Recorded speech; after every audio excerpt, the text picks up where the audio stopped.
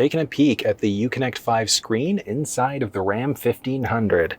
So there are a series of different options that are available. So either the old school uConnect 3 inside of the Tradesman, then there's either an 8.4-inch uConnect 5 or this 12-inch instead. So which way you go is going to depend on which trim level of the vehicle that you're in and which packages you've added on. But let's go through some basics. I'll show you, well, I guess everything you need to know. Starting off, forward blinkers along the very top, basic climate control settings along the left-hand side for the driver, right-hand side for the passenger with obviously like front rear windshield defrosters and things like that. You can also, see there, adjust your climate. So you can either do it through the screen or along the side there instead. This is typically the home screen that you're going to be met with when you start the vehicle up. So you've got maps along the very top there, what's going on with audio and then phone, and then you can also edit pages. So if you swipe across, you can see gauges there, and then you can also look at different shortcuts. So tons of different options that are available. If you wanted to, you can also edit the pages out. So you can add in a page, delete pages, or reorder. So let's say if you were to add a page in, you could do something like layout 4 for nice and simple. You could then add in a widget, and that's for a series of different things that are available there. So you can kind of select whichever one you'd like. So you can kind of do like a play around. If you don't like what you've done, you can delete whatever widgets out that you've done there too. So very straightforward. It's good, but like I said, basic home screen, you can push along the top there on any of these in order to expand the view. Along the top, along this very top left, you can see what's going on with the driver's side climate. Turn on the driver heated or ventilated first row seats if those are available as an option. If you didn't have those seats, it just wouldn't be there. From there, you've also got heated steering wheel you can toggle on or off. If the passenger side is set to something different than the driver, you can hit sync and it's going to sync up the passenger to whatever the driver's side set to. You can see what's currently going on with audio. So what media do you have playing? This little button along the very top, so you can show what's going on with rear camera, temperature, profiles, passenger voice, and a few others. Only real one to point out there, profiles, which you can also access along the very top. But profiles allow you to do a number of different things. So you can select driver 1, 2, add it in. And one of the big benefits is there are so many things that are linked up to your profile. So, I mean, honestly, if you've got more than one person driving the vehicle, I recommend setting up a unique profile. And the big reason why is because you can hop in, select your profile, it's going to load it up, and you're good to go. So it's going to take a second to do it. Perfect. So you can see there, loaded up in the dark mode there instead. So it is kind of neat that you've got that available. And that's even so we loaded up a different profile and you can see there. So the changes that you made to the home screen are now gone. So like I said, you can customize the full screen and layout, and you can add in so many different things when you set up your own unique profile. So all you're going to do, add new, and then move through.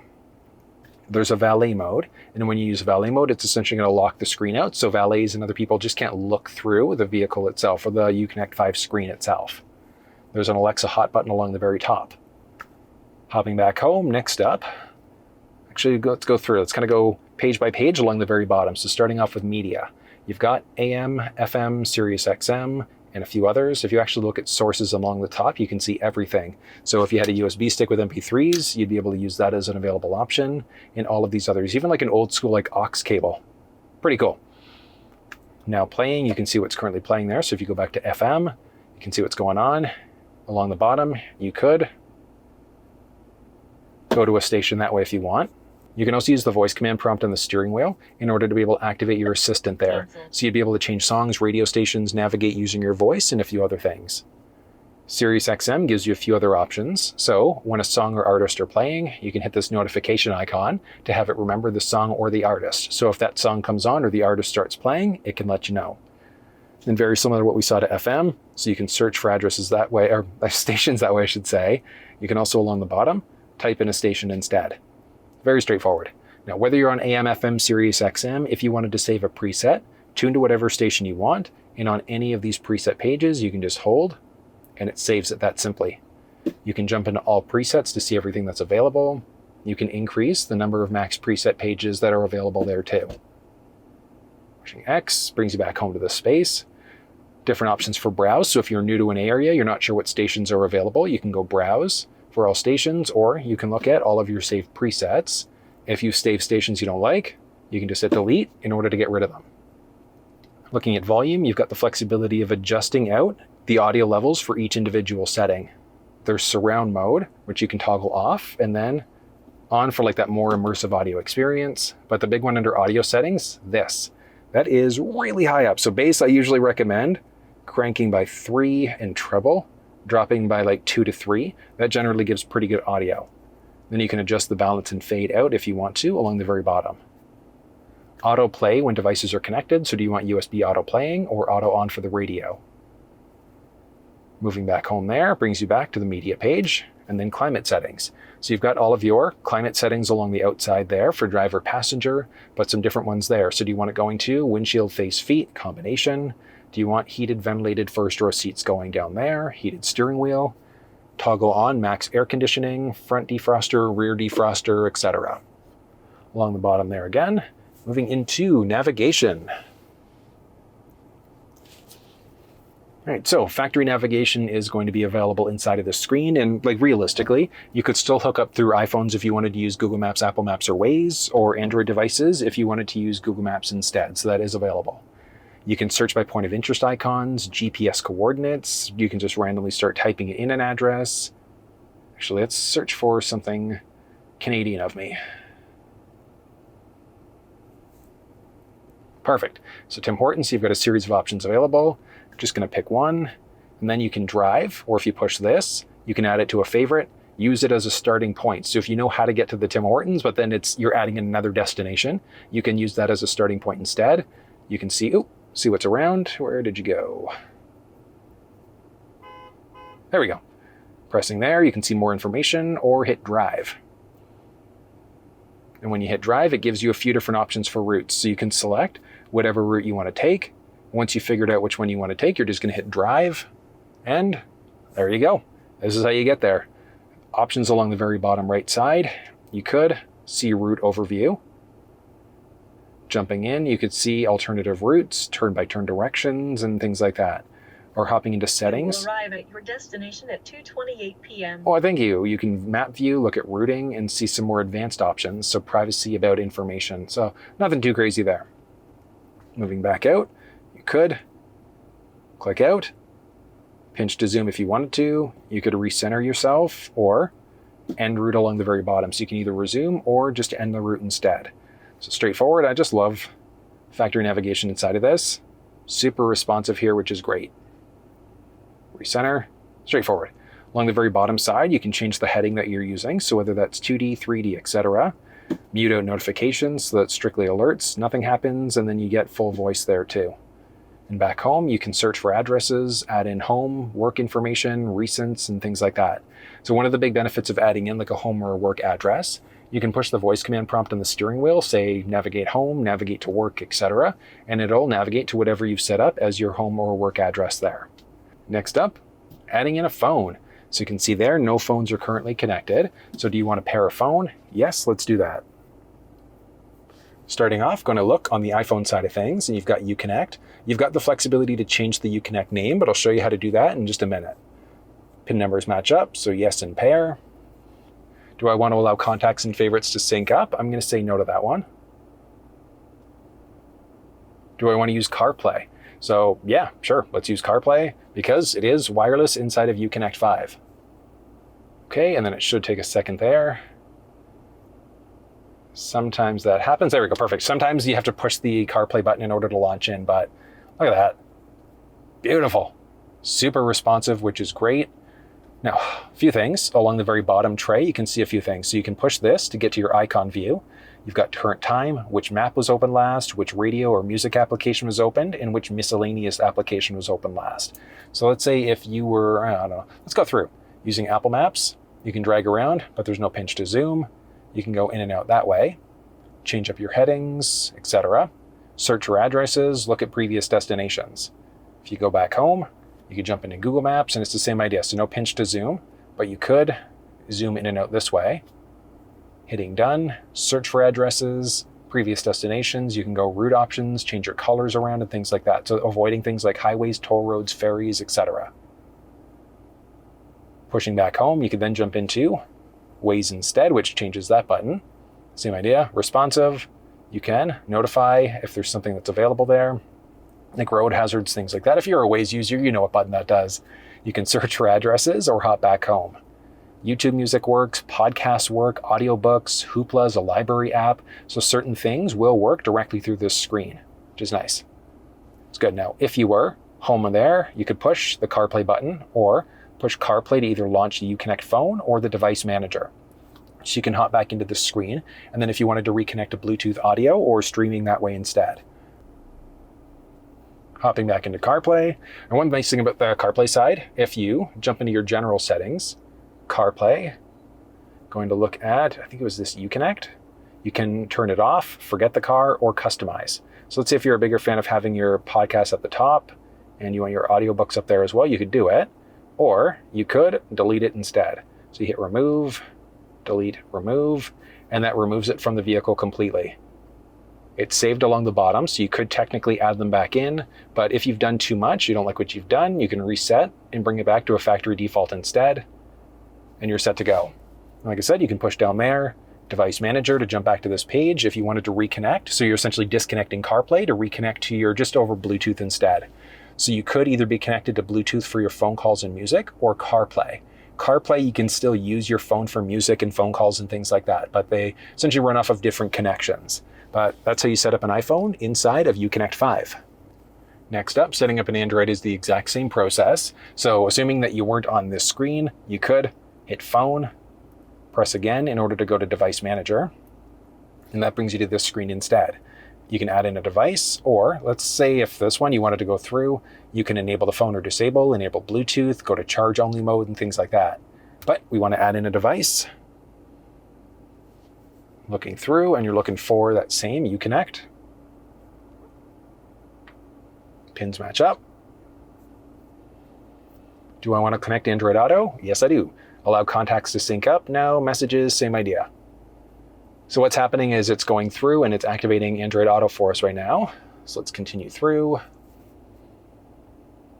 Oh, is it not going to let me go full screen? Oh, all right, so here we go. I'm taking a look. You can see there. Oh, that's unfortunate. So it's full screen Apple CarPlay, but it doesn't look like full screen Android Auto.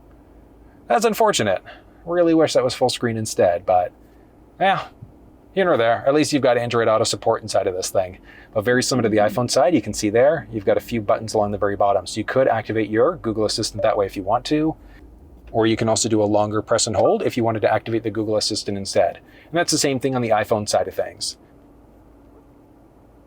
So you can see addresses there, very similar to the iPhone side. The gear icon lets you look at route options and settings and a few other things. Navigation, you can plus or minus, but one thing that's nice about the that's good, pinch to zoom capabilities on Android Auto. So that's just one thing that we didn't see inside of the iPhone. Now if you go back, device manager, you can see there a few things. So let's go this way. So you can disconnect the Android Auto session if you want to. And one cool thing here is that you can have one phone set up for, if you wanted to go this route, one route for phone and one for the audio itself. So if you've got one phone where you've got all of your audio on it, but the other one that you want to use for phone calls, you've got the flexibility to do it. So it can be any of these four combined, but it's either Android Auto or Apple CarPlay, so you can't have both of them there. You can push the button there in order to make it a favorite if you want. Same idea, you can enable, disable, disconnect, or delete. So if you wanted to get rid of the device, you go that way. Same idea, let's get rid of the iPhone, delete, yes, and you're set to go. So it's that easy setting up phones inside of the Ram 1500. Next up, looking at some vehicle settings. So you can turn off the auto dimming rear view mirror, which I love that flexibility. The power side steps, you can have them locked down if you want to. So if this thing is enabled, the side steps are going to be locked down versus if it's grayed out when you open up the doors, then they'll drop down. You can press there in order to look at the rear view camera. If there was a front facing camera, that would show up. You can also launch performance pages. So you might have performance pages or off-road pages, just depending on which trim level of the vehicle that you're in. They're going to work kind of the same, so you'll still have all of the different gauges and dyno tuning and things like that. G-force, so pitch and roll, useful off-roading, vehicle dynamics, so you can see what's going on with your steering angle, transfer case locks and things like that. So beneficial there. Settings along the top give you a ton of other options that are available. So you can go English, Spanish, Italian, French if you want to. Display mode. Auto mode means the vehicle is going to determine if you're in the daytime or the nighttime and then how bright it is. So you can adjust out the brightness or darkness of the screen. you can adjust a theme. So there are 4 unique themes, but you don't have the flexibility of doing, you can see it's very, very subtle difference there. But you can't upload a unique icon, unfortunately, but it does slightly change out the color schemes. You've got the beeping that's available, yes, no, fuel display, pop-up for phone in the cluster. So when you get notifications, messages, things like that. Navigation turn by turn in the cluster. So there is maps available right in the cluster screen as well, which is great. So profile, so display there is for general, but my profile is for your unique profile. So if you've set one up, what information do you want to be locked to your unique profile? Voice options for text message alerts and things like that. So you've got that flexibility. Moving into safety driver assistance, front park sensing volume. So what's going to happen is as you're backing up, as you're going forward, etc., you've got your parking sensors. So the beeping that you get as you back up. But this is how low or how high you want the volume to be if you get closer to obstacles. Brake assist, if you're backing up and there's an obstacle behind you, it can automatically brake for you. Do you want blind spot system, yes or no? So you can turn it off. But if somebody's entered the blind spot, do you want lights to come on or lights and chime? Same idea, do you want your trailer spot, do you want your trailer length extended for the blind spot if you're towing a trailer? Power sidestep, do you want to have it automatically come open, like up or down when you open or close the door? And then do you want to have it permanently locked up instead? Hill start assist, and then tire fill assist. Nothing crazy there. Clock, you can see there. So these things are going to be grayed out because you're in auto mode. So if you're not in auto mode, you can adjust what time it is manually if you want to. But I just recommend just keeping it with GPS. You can turn it out to the military time, so 24-hour mode instead. Show things in your status bar, or you can show time and date when the screen's turned off. So if you were to toggle the screen off, you can see there, date and time, button press to bring it back, or if you turn it off, screen off, it's nothing. I personally recommend, that looks really, really good. So I'd probably recommend just going that route. Phone and Bluetooth, you can jump back into the device manager that way. Nothing connected. You can go do not disturb mode. Going into voice, that gives you the option of doing a number of things. You can either have a male or female voice, but when you push the voice command prompt on the steering wheel, it's what do you want showing up? So as you can see there, you've got the voice command prompt, but it gives you all of the available options. Like there are so many things that you can do inside of this thing. So your call, honestly, I do recommend getting used to this because of how many things that you can do. The command list, like I said, is this one here. But until you get the hang of what you can do, I honestly just recommend spending a little bit of time and getting used to all of this, because you can turn on the AC, you can set the temperature, you can adjust the radio, climate, and things like that. So I definitely recommend getting used to this system. Wake up word. So rather than pressing the voice command prompt, do you want to say, hey, uConnect or hey, RAM instead for the voice assistant to activate?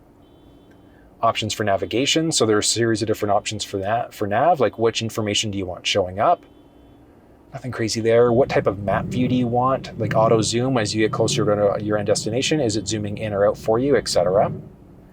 Routing options. Do you want the fastest, the shortest, or the most eco-friendly route? Do you want to avoid certain things on the highway or on the route that you're taking? Reroute when available, etc. Next up, options for trailer. So you can look at 4 different trailers that are connected. So as trailers are connected, you can use braking if that's set up, and then you can name the trailer out. Options for camera there as well. So do you want a backup camera delay? So if the backup camera is going, you go to drive, it'll stay on for a few brief seconds. The guidelines, whether or not those show up. So you can see there, fixed guidelines.